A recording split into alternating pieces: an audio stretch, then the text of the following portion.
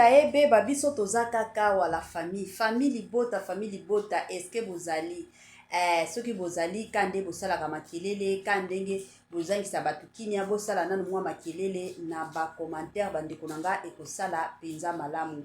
Lelo toye na dossier, toye na situation, toye na makambo ya famille libota bandeko na nga, famille libota mon combat, famille libota nde masolo, famille libota nde likambo. Journée internationale de la femme. Qu'est passe na famille libota la famille? Makambo ezali.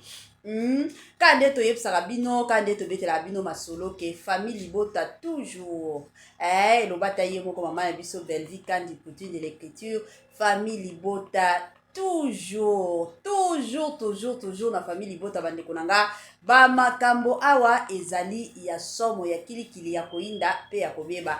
De l'autre côté ba voisin bango bakendeka koteka batekaka na bango pona matalana, mais de l'autre côté famille libota lobi biso toza na temps ya matalana te, biso toza au moins na temps na biso ya koya ko continuer ko éduquer ka ndenge famille libota édikaka toujours. Famille libota lobi biso na éducation number 1 eza bongo. Bonjour, bonsoir et surtout bon après-midi, et cela ne dépendra qu'à l'heure à laquelle vous allez nous suivre.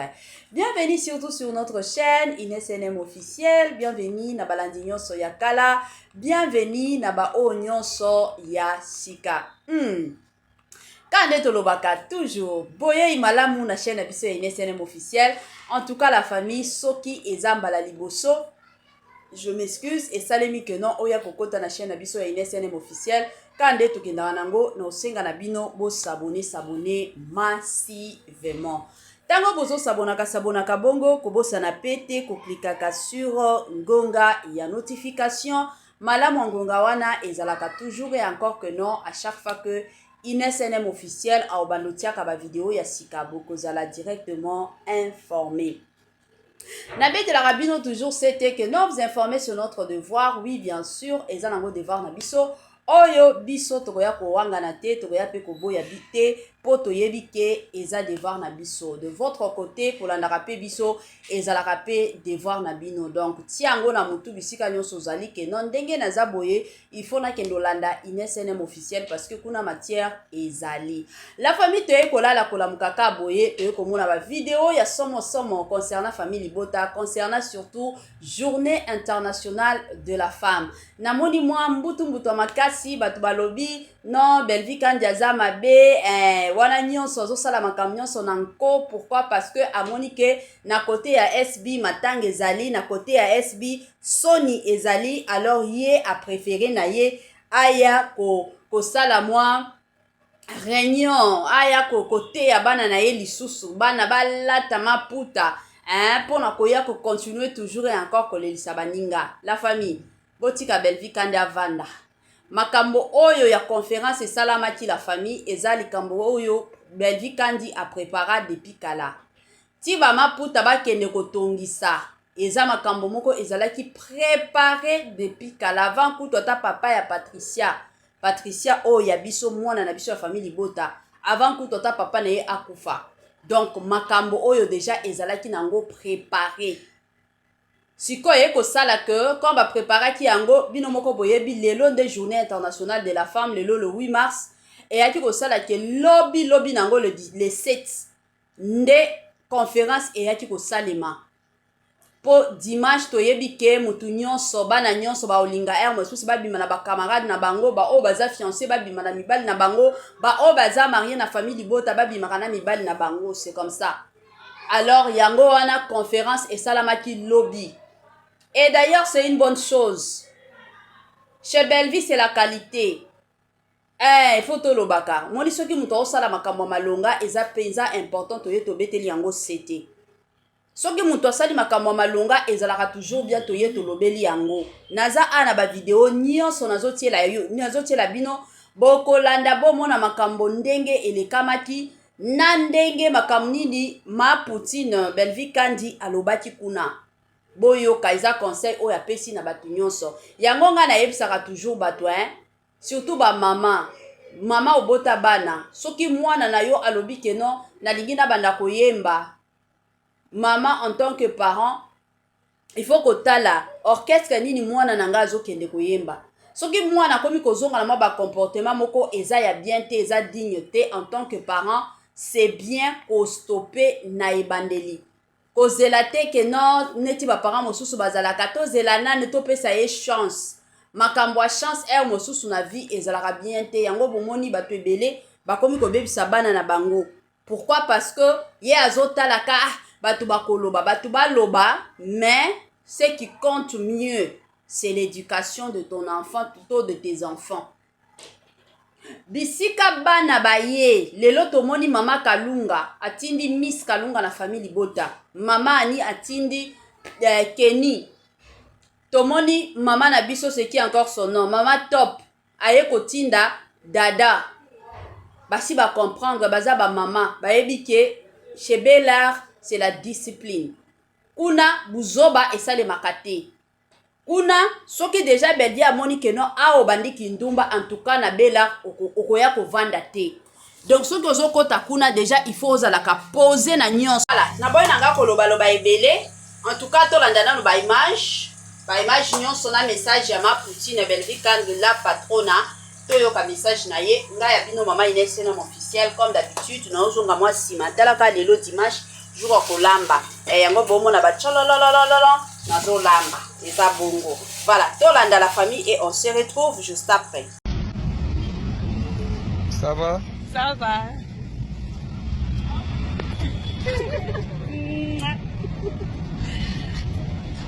C'est bon, mon frère.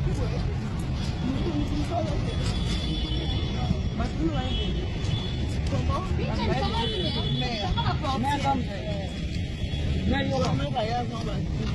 Tenga na yenze ya mona mère non libérer les Rebecca.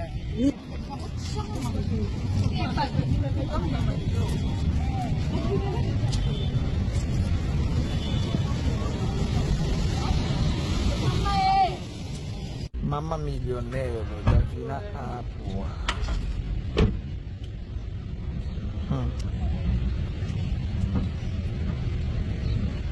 C'est bon? Maman millionnaire. Ouais. En personne. Rémi Kovo donc toujours encore. Mes modèles ont bien. Merci, je vous présente Jesslien. C'est moi, ma styliste. Ma styliste est là, voilà. Ils appellent au bâtisseur, elle s'appelle Jesslien. Elle est styliste. Il faut qu'on ait un styliste. Une grande star doit avoir sa styliste. Ou son styliste, ça dépend. Moi, j'ai Jessie Monte, voilà. Il y a ma crème. Donc, mais par rapport à moi, on a déjà.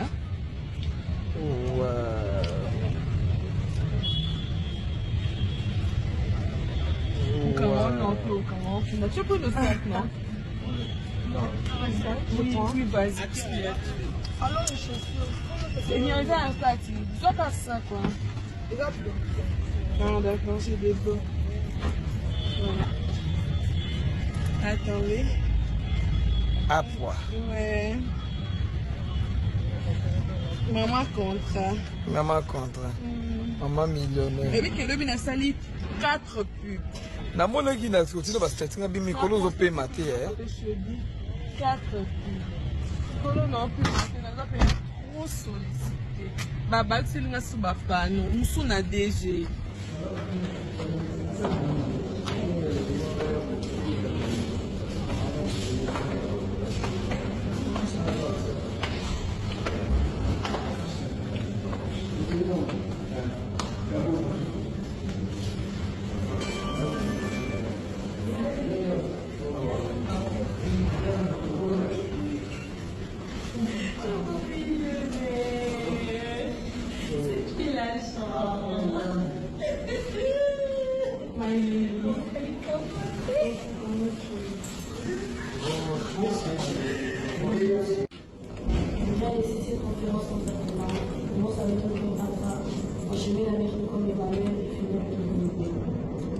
Que cette conférence soit entraînante, que tout esprit de distraction ou encore de dispute ou quoi que ce soit, je le cherche de notre Jésus. Que nous puissions confronter en paix et faire en paix. Amen. Amen.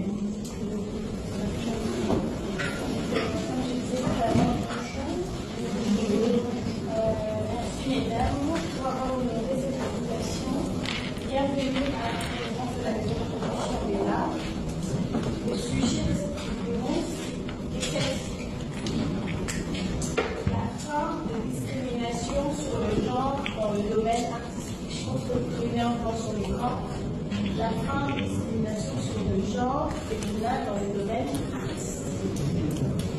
Donc, je vais inviter Madame Delphine, celle qui va introduire le sujet au sujet artistique. Madame Delphine. Merci beaucoup. Bonjour à tous. Bonjour.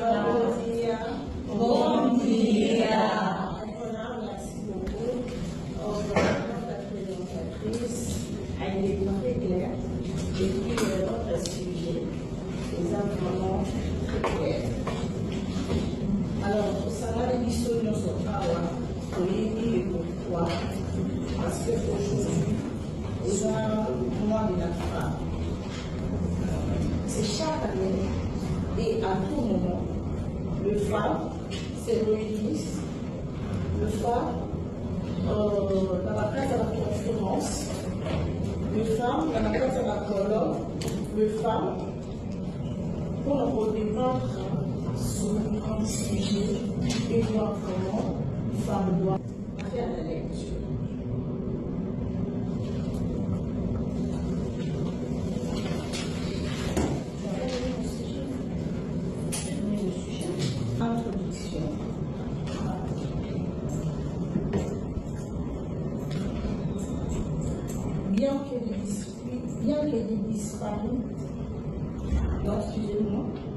Bien que des disparités subsistent, on constate une avancée dans l'élimination des discriminations des genres dans les secteurs artistiques.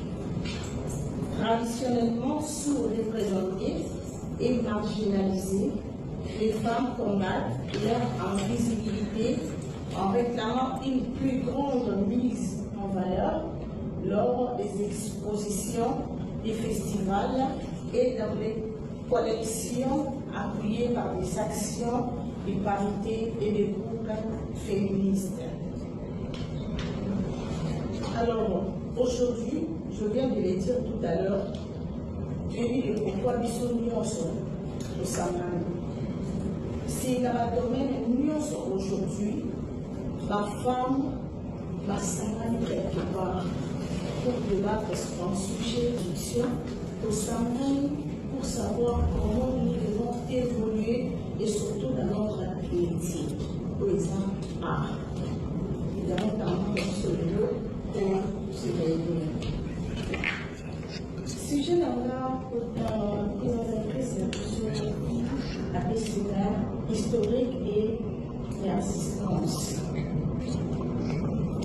Pendant longtemps, les femmes artistes ont été mises à l'écart des écoles beaux-arts et confinées au genre considéré comme secondaire en raison d'une pas plus difficile, mais ce n'était pas permis la moitié à accéder à l'école pour les acquis beaux-arts. L'école pour les acquis peut parler beaucoup plus sur l'art, en permettant que la moitié atteindre. Donc les hommes n'est pas permis la moitié à s'intégrer dans l'école, à lire, à apprendre. C'était pas facile. C'était très difficile. C'était même impossible par les institutions éducatives beaux-arts.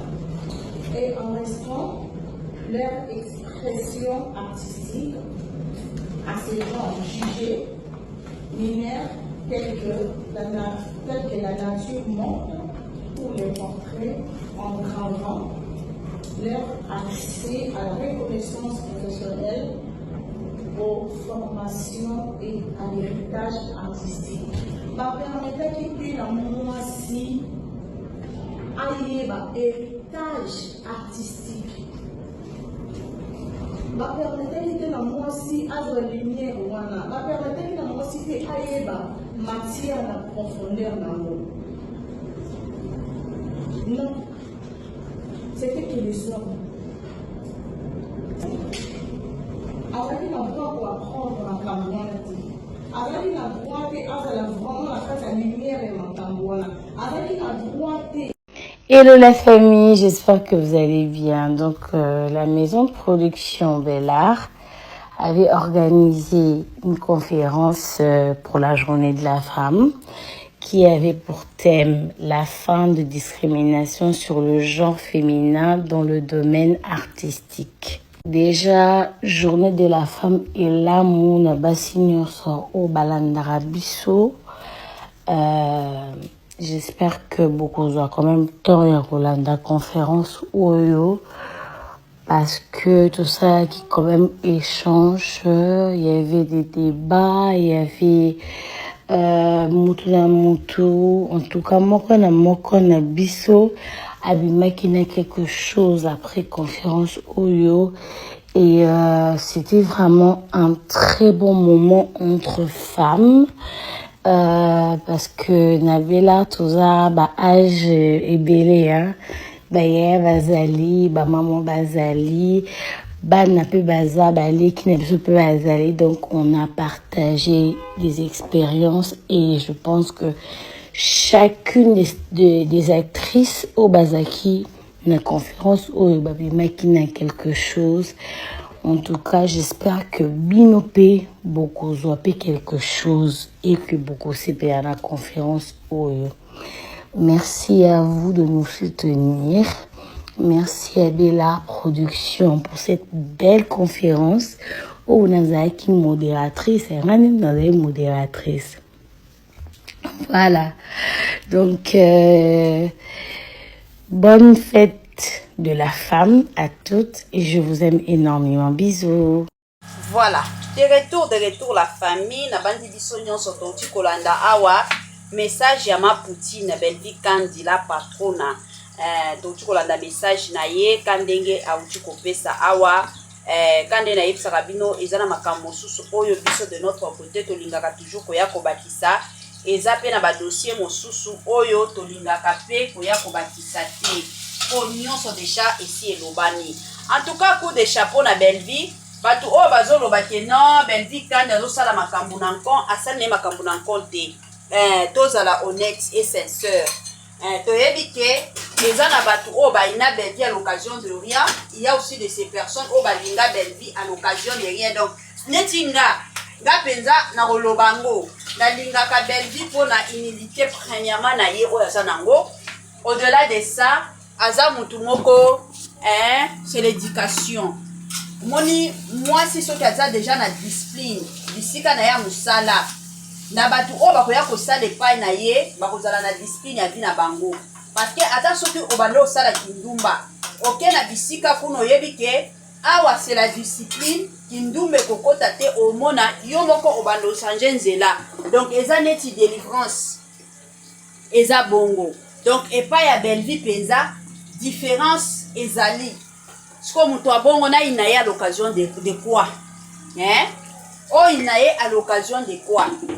Okoti ko inaye ten la famille. Et sa journée de la femme donc et puis toyeba famille libota Bellart eza compagnie à Belvi. Donc eza penza compagnie à Belvi, Belvi akoti ko sala o ye moko amoni ke non o ye fona sala te. Eza compagnie ya ye moko. Donc ce qui est moko a créé yemoko quand ndenge to moni biso nyonso conférence ayebaki le pourquoi créer yango et aussi quand ndebo ti koyoka linda uti koloba awa alobi ezalaki mateya parce que na famille libota toza na bana toza na baleki toza na ba maman toza na ba yaya donc mutu na mutu asi ayebi azana mo expérience à vie. Alors que dans l'expérience à vie wana et ça dit que bah yaki ko partager ba moi connaissance na bango ce qui est bien. Le lot komi komo na batu mosusu ba célébrer kaka journée de la femme ba yebaka pourquoi tu célébrer ka journée de la femme. Il y a tant de personnes ba yebaka te. Bango eza kaka to somba ni puta sika na lata basala nga modèle journée de la femme na bima nga na leka batu nyonso mais ayebaka l'importance te ya journée de la femme. Alors yango wana bomoni na domaine neti ya ba Belleville parce que Bellard eza compagnie eza société. Normalement batu o bazo sala kuna il faut bazala informer. Likolo kozala informer, il faut bazala pe éduquer. Donc bayeba ke lelo soki mwasi azo sala eza pona ba raison songolo pakata. Parce que musala na bango pe eza musala. Si balamukaka na tongo bazokendaka nazokende tournage mata kita boye boye. Cela veut dire que eza musala bango pe basala kaka nde ba biso nyonso tolamukaka na tongo toke pe misala. Bango pe ezalaka bongo. Donc yango wana bomoni conférence wana il fallait ki kaka esalema mata kita conférence il fallait kaka esalema pona ko continuer surtout et encore na cadre kaka ya côté ya mwasi. Pour mwasi esengelaka kaka bote ya kaye. Eza bongo boya kokoko ina Belleville pamba botika ko ina yeba ndikunanga azaka mwasi azosala musala na ye na ndenge kaka esengeli soki mutu azosala musala na ye biso toza banani to ya kostope ye tokoti kostope ye te totika mutu asala musala